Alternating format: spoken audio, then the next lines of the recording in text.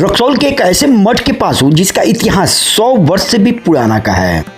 मठ की अकुत संपत्ति यानी कि जमीन की बात अगर की जाए तो ढेर जमीन होने के बावजूद भी इस मठ का जो विकास होना चाहिए आज भी उपेक्षित। नमस्कार दोस्तों, फिर से मेरे नए व्लॉग में आपका स्वागत है।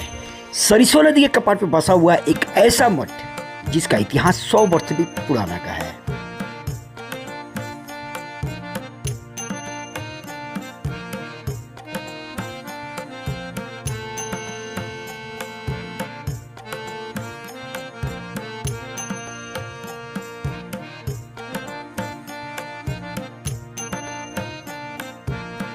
हो गई सरिस्वा नदी।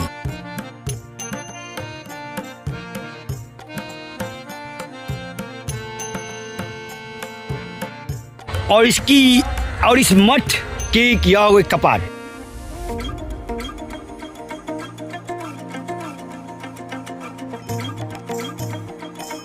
और दूर दूर तक जहां भी आप देख रहे हैं ये सारी की सारी जो जमीन है ये आपको इस मठ, एक तो सरिस्वा नदी इस मठ के बगल से बहती है और दूसरी चारों तरफ प्राकृतिक सुंदरताएं आपको इस मठ पे देखने को मिलेगी। विभिन्न पेड़ पौधे आपको, आम हो गए, कटहल हो गए, आंवला की पेड़ हो गई, तमाम पेड़ आपको यहाँ पे देखने को मिलेगी। यानी कि पूरी की पूरी आपको प्राकृतिक सुंदरताओं से लैस यह बाबा मठ।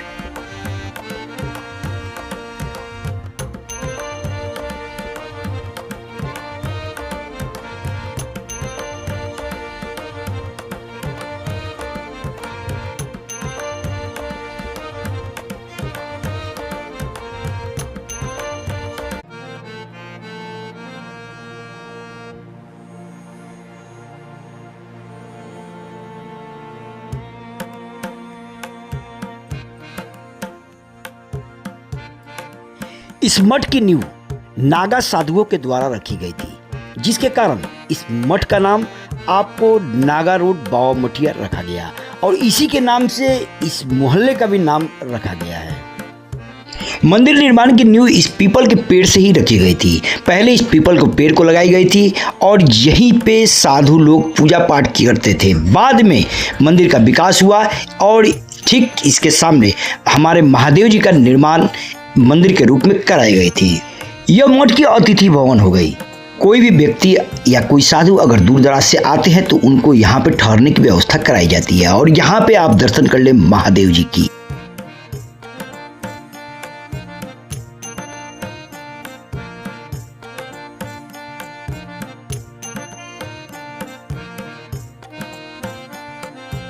और इसी मंदिर परिसर में और भी देवी देवता स्थापित है। चलिए मैं उनका भी दर्शन आपको कराने का प्रयास करता हूँ।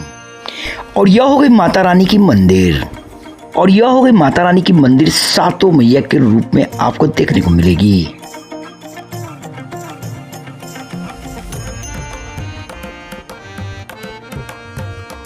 और यह हो गई प्रभु श्री राम जी, सीता जी और लक्ष्मण जी की मंदिर।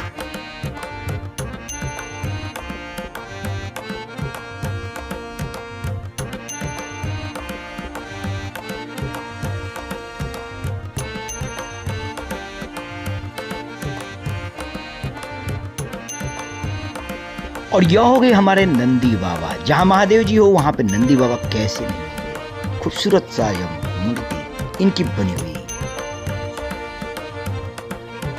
इस अतिथि भवन का इस्तेमाल गरीब माता पिता के बेटियों का अगर ब्याह होती है तो बरातियों को ठहरने के लिए भी व्यवस्था इसमें कराई जाती है।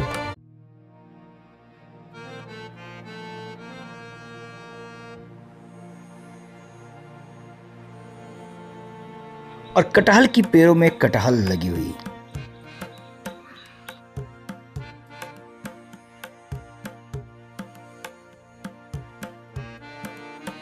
और बाबा मठिया की यह हो गई श्राद्ध स्थल। यानी कि जितने भी कर्म कांड यानी कि श्राद्ध की क्रियाक्रम की जो काम होती है आपको इसी स्थल पर कराई जाती है।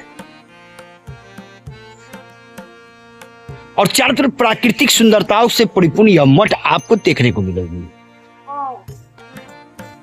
और यह स्थल हो गई इस मठ की गौशाला की, जिसमें आश्विन महीना के समय में बहुत ही भव्य रूप से दुर्गा पूजा भी कराई जाती है।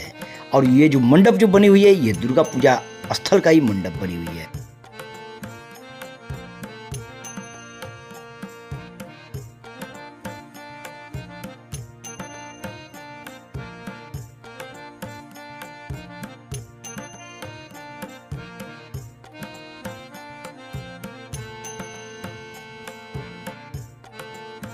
और ये हो गए आपको दो बाबा की समाधि, जिन्होंने सबसे पहले इस मठ में जो अपना योगदान दिया था, उनकी ये दो बाबाओं की समाधि स्थल।